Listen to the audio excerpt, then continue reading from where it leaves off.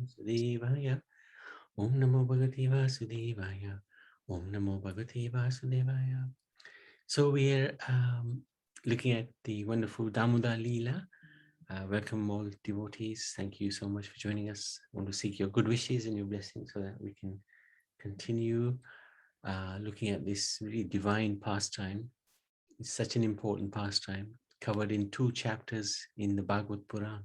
So it shows the importance of it. And this is when the Lord is very, very young. And you could even say there's really nothing to instruct because he's so young at that time. It's not like when he was instructing the Bhagavad Gita to Arjuna. But yet, 2 chapters are dedicated to this in the most important scripture, Srimad Bhagavad Puran.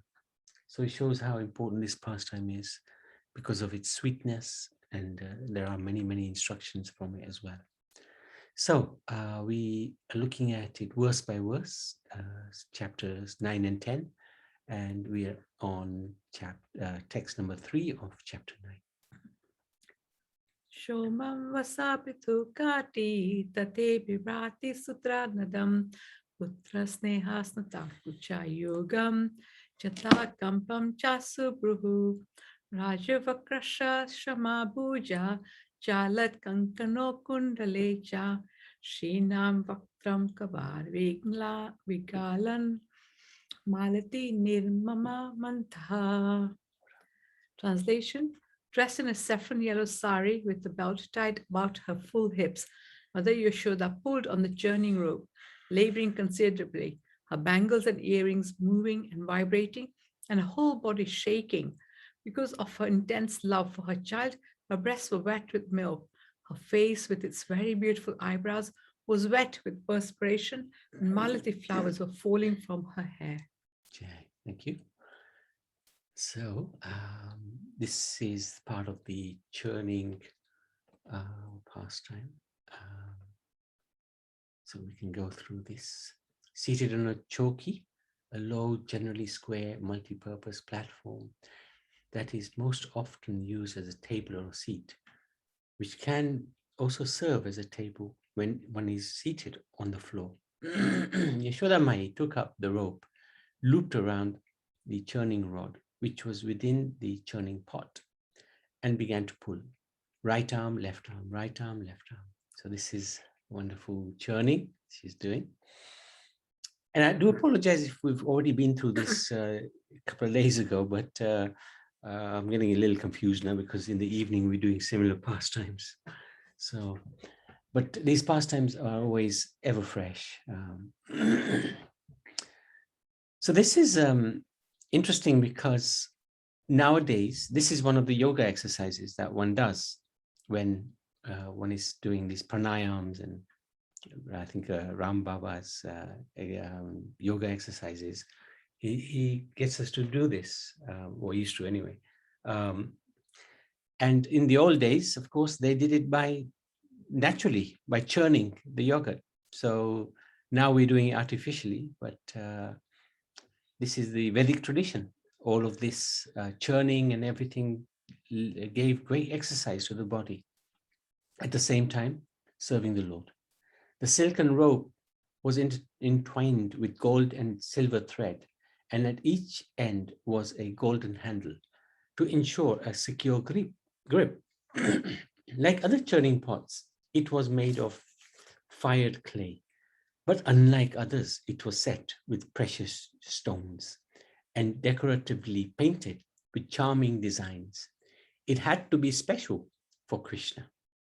Yashoda Mai would check on the milk, which was boiling on the stove, whilst also keeping an eye on her darling son, who was still resting. Although she loved it, when her charming son was constantly around, she was happy he was still resting. My son is so active, he needs the extra rest. Resuming her churning, she would sing about Krishna's glories and transcendental pastimes. This is the amazing thing of these Brijbasis. No matter what they're doing, they're just singing Krishna's glories. The maternal love of Yashoda Mai was so strong that she decided that from then on, she will prepare all the butter, milk, everything her son eats. It seems that the maids are not intelligent or experienced enough to do it properly. Hence why her son feels the need to take these things from others' home, even though he drinks so much of her breast milk and eats so much butter. How much can he eat? In the same, this reminds me of one incident of Srila Prabhupada. One time, I can't remember the devotee who was serving him, but he would ring a bell and they would bring hot puris for him. And he kept ringing, he kept eating. And then the devotee asked, how many puris can you eat? And his reply was, more than you can make, which was really funny. In the same way, she also made her own songs of Krishna, even though many professional poets, etc., have written songs about him. After all, who could know more about Krishna and love him more than Yashoda Mai? What can the poets know about the true beauty and sweetness of her son? Everything in the spiritual world is conscious. And as the spiritual world was transported to earth to participate with Krishna, everything on earth, Braj, was fully spiritually conscious. So this was very interesting. The churn was happy to produce the butter unaided. So the churn could have done the job itself. But Yashoda Mai would have none of that. How would she be able to show her love if not by preparing the butter herself? Her heart would not be satisfied. So sometimes we may also be in a similar position where we have some service to do, but we delegate it perhaps. And sometimes it's important to delegate service so that others get an opportunity to serve as well. But when we delegate, the problem with that is we are perhaps not able to serve the Lord in the capacity that we need to, in order to show the Lord that our service is done with love for him. So it's okay to delegate or give others the opportunity to serve. But at the same time, we shouldn't be at a situation where we are not engaged. We should be doing something else as well. It's not that we give all the service and do nothing. The whole point of bhakti is doing devotional service. So a very important point. So Yashoda Mai labored with the pulling of the churning rod, even as fatigue was beginning to set in. The combined sound of her shaking regal ornaments, so the earrings, the bracelets, etc., was like the tinkling of dozens of tiny bells. And together with the swish, swish sound of the churning, it was like an orchestral performance with a mind of its own. The tinkling bells were calling out to Krishna. O source of creation, just see how hard your mother is laboring to make first-class butter. Krishna slowly started to stir. Peering through squinted eyes, he took in the scene of his mother's churning. His heart swelled with love and joy. The love radiating from his mother had entered his eyes and shone into his heart, where it was creating a festival of bliss.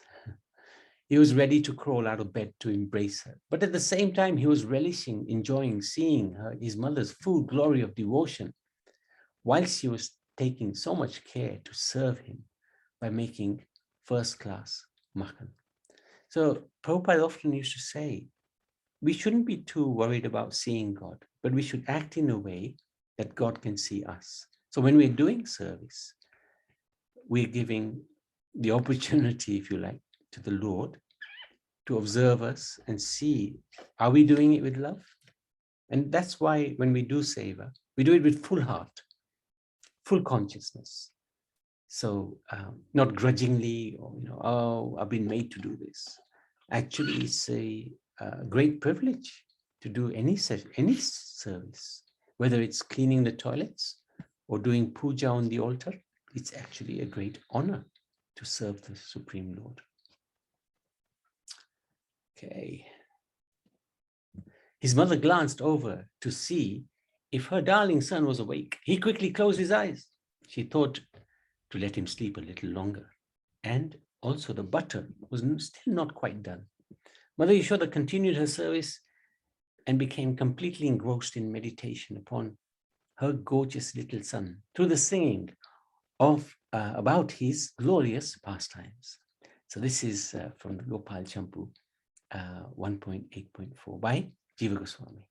And Karuna, would you like to sing this amazing bhajan? Yes, Prabhu.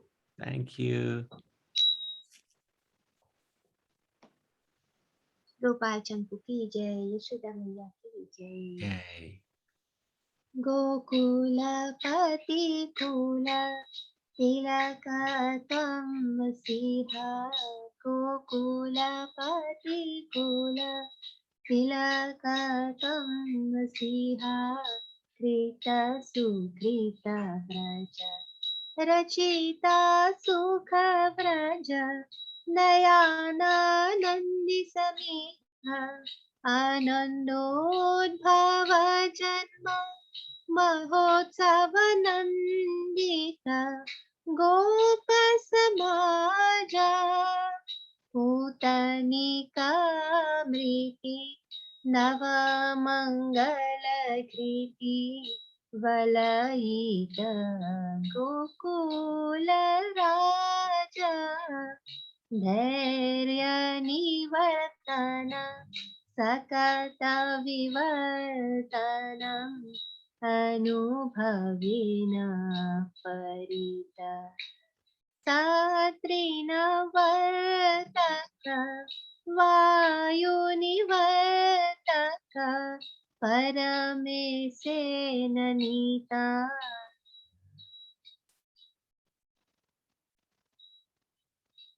Madhura Prangaya Virachitaringana Jalajanayana Supunya Nana Kelishu Nritya Kalelishu Darshita Varanai Punya Tanakavaladi Chabalita Tanvani Valaita Manjula Shobha Jarati Nivahe Kautuka Kalahe Prabharita Nityalobha Mama Taramanu Sukhamuditanu Pratatam Satatam Krishna Drutamurari Kuru Tanu Vridhim Puru Kelavali Krita Trishna Tribhuvanadharshana Vishmayamarshana Nishchita Vaishnava Maya Hari Varivasya Sukha Datamasya Vigata Jaramaraya Kaya Gopal Champu ki jai, Yay. Maiya ki jai, Yashoda Damodar ki jai. Jai. Well done. Thank you so much for singing that beautiful bhajan. Would the Chitra like to read, or is she busy? Yes, Prabhu. Okay. O my darling son, you are the first ornament of the dynasty of Gopalpati Srinanda Maharaj. The Vrajvasi must have performed greatly pious acts to witness you, bringing joy to their hearts. Your activities delight the eyes of all. You rouse the joy of the cowherd community by blissful festival of your birth, and by the recent and auspicious act of killing Putna, you have spread the glory of your father, the king of Gokul, far and wide. After eliminating Sakatasur, who made everyone lose all composure, you were blessed by the auspicious rituals of the Brahman. Later, Sri Nanda's worshipful deity Parmeshwar returned you to us after destroying Trinavat along with his tomb. O lotus-eyed boy of incomparable piety, you used to crawl about on your tiny hands and knees in our charming courtyard. You have shown great expertise in playing various games and demonstrating many varieties of dance. When you used to grab the tails of the calves, they would run away dragging you along. At those times your gorgeous form was pulled through the dust and cow dung, which gave you an even more enchanting splendor. While playfully quarreling with the elderly gopis, you would frivolously increase everyone's confusion through your antics. O Krishna, since I am your mother, forever continue to expand my already boundless joy. Quickly grow healthy and strong and fulfill our desire by delighting our eyes with your many lively pastimes. At first you caused bewilderment by displaying the free world within your mouth. Later, however, it was understood that by doing so, you confirmed the existence of Lord Vishnu's spiritual illusory potency, Vaishnav Maya. O Krishna, may your body be free from aging and death, and may you become the bestower of this by serving Sri Hari. Thank Hare you. Krishna. Good, Hare Krishna. Mhm. In that deep absorption of Krishna, she even forgot that Krishna was sleeping, she was churning butter, and they were inside the palace. She sang the glories of her son, completely engrossed in full Krishna consciousness. And this is the version of the Shri Ukal Bandhan Lila in Gokul, Stali Madhavan, place where 5,000 years ago she was using this ukal hand grinding vessel. Her voice rising higher and higher, accompanied by her orchestra of ornaments. She mistakenly thought she was in the courtyard, making peace between Krishna and the neighborhood gopis, while singing about this pastime. Lost in another reality, Yashoda Mai so fully experienced Krishna's presence that she drew him into her meditation. In so doing, even made him unsure of where he was. Krishna thought to himself, am I in bed now or am I in her thoughts? So this is the power of the devotees. We see sometimes, I was reading the other day, oh yes, we were reading about Narottam Das Thakur yesterday, how when he was doing Manasi Seva, he would burn his fingers by the cooking because he would touch the preparation to see how hot. So they were so engrossed in their meditation, they were so deeply absorbed in Krishna's service that they were actually with the Supreme Lord serving him. So this is a similar sort of thing with Yashoda Mai. And Krishna, he is in the mind of Yashoda. It's as Krishna is in the mind of Narottam when he was cooking. Narottam was still in his body and using his mind to serve the Lord. So Krishna and they joined him in this mind because of his purity. And he was able to serve as if he was with Krishna. Finally, no longer able to tolerate the distance between them, driven by the desire to show his love for her, and also desirous to drink her milk, Krishna sat up and with tears flowing from his eyes, issued a stream of crying sounds like Mother, mother. Although brought back to reality, Yashoda Mai remained captivated by the pastimes of her songs about her naughty son. Krishna, however, was beside himself. Still seated in bed, he screamed, Mother! Spontaneously, he looked around, searching for his close friends, but they were absent. Everyone was preparing for Diwali. Looking again to his mother, his heart swelled with love to see her ride the relentless surf of oceanic love for him. He thought to himself, I must get up, stop her journey, and drink the milk of her breasts. Even the temptation of the ladus who were calling out to him could not allure him from the special affection he cherished from his mother. His hunger became intolerable. He cried out to her again. His mother, so engrossed in singing his pastimes, did not hear him. Krishna paused for a moment and thought to himself, and informing the personification of prema, love. Today, I want my mother to achieve the pinnacle of motherly love. So this is a plan. I do not know what it is like to be bound by the ropes of my devotee's love. I want to feel the devotee's love, not just with my heart, with my entire being, and especially I want to feel my mother's love. This was the perfect opportunity because he was alone with Krishna. If somebody else had been there, they would have interfered with Krishna's plan. So Nand Maharaj, Rohini, and Balaram, they had gone to Nand Maharaj's brother's house to celebrate or for a function. And the maidservants, they were all busy doing their own preparations for Diwali. So she was alone with Krishna, and this was the opportunity Krishna was looking for to heighten the love between mother and son. Climbing down from the bed, still sleepy-eyed and only wearing a kopin, he tottered in the direction of his mother, softly weeping.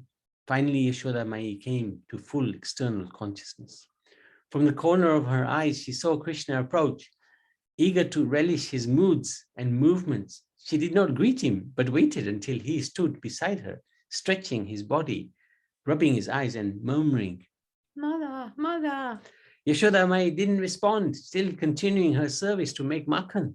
Upset at being spurned, Krishna grabbed at the fold of her saris with one hand, and with the other he caught hold of the churning rod. So this is him catching her sari. And then later, he catches the churning rod as well, stops her churning.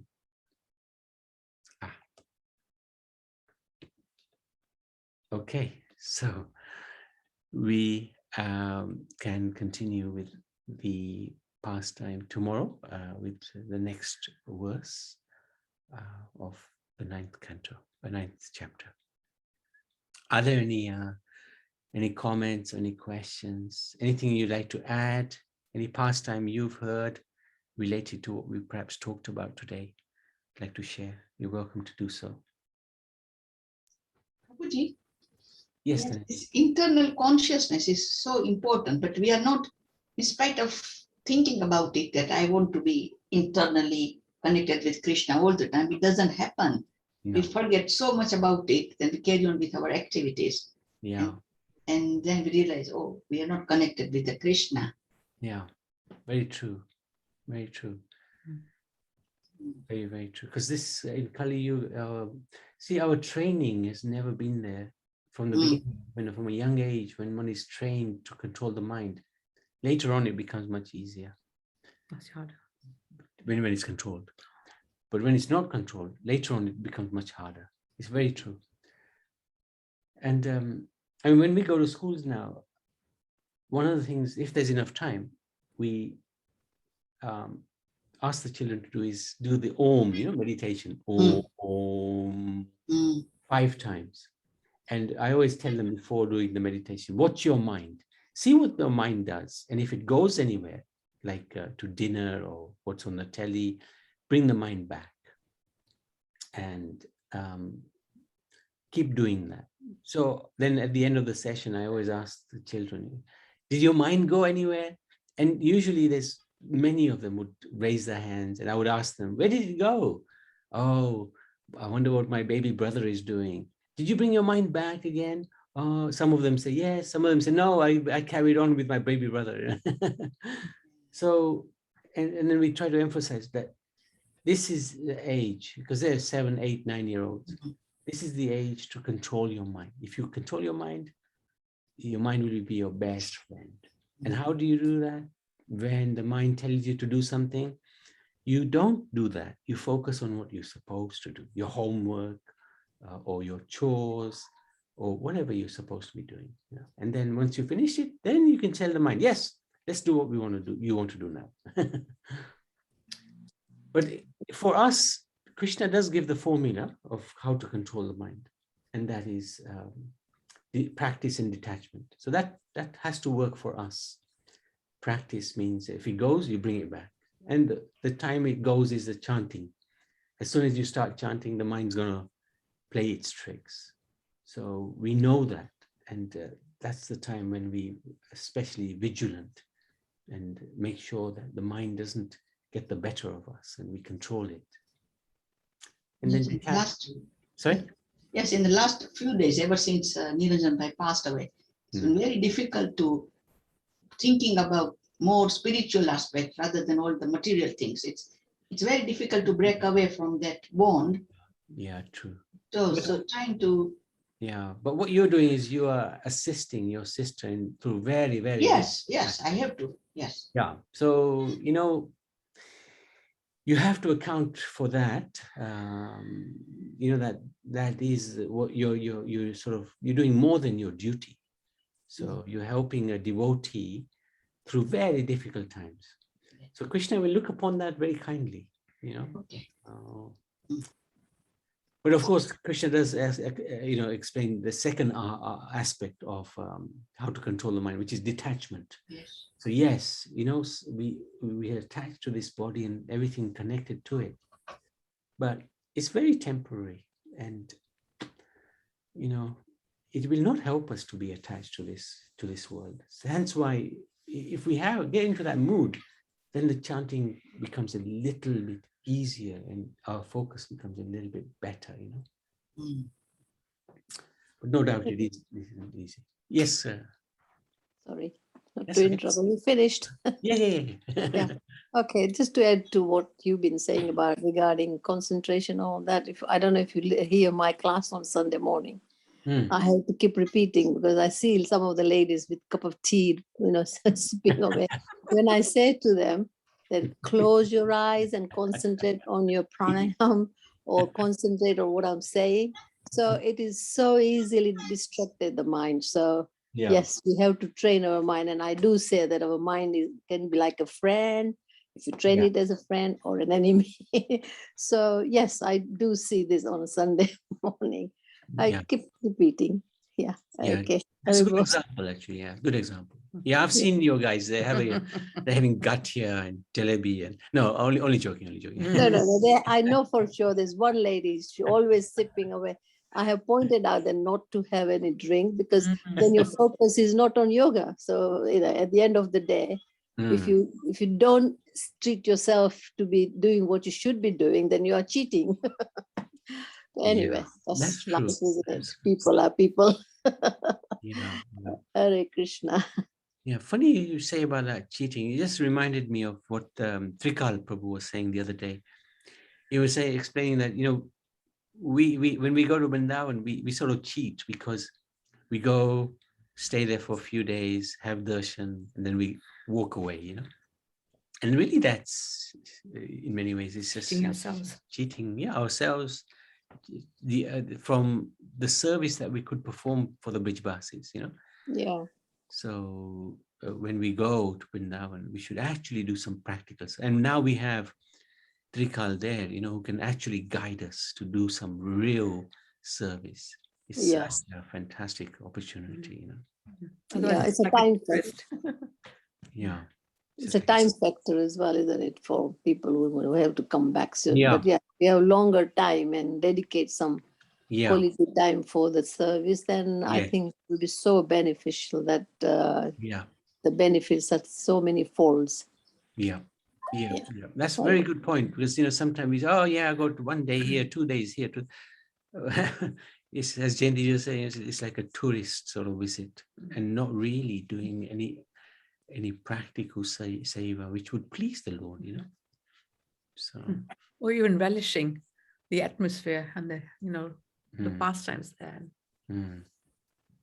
I think sometimes people just get wrapped up in saying, oh, I want to go to Vrindavan, but they don't see the significance, or maybe they just feel that, oh, I've been told to, but if they haven't done studies depth-wise to say why and what reasons for, then it sort of boils down to just like a haphazard visit and say, oh, well, I've been to Vrindavan. yeah. But it happens with many people. I think time factor more than anything, in my view anyway. Hare Krishna. It was like yesterday we were reading about Narottam Das Thakur, you know. He had such a burning desire to go to Vrindavan. He had so many obstacles.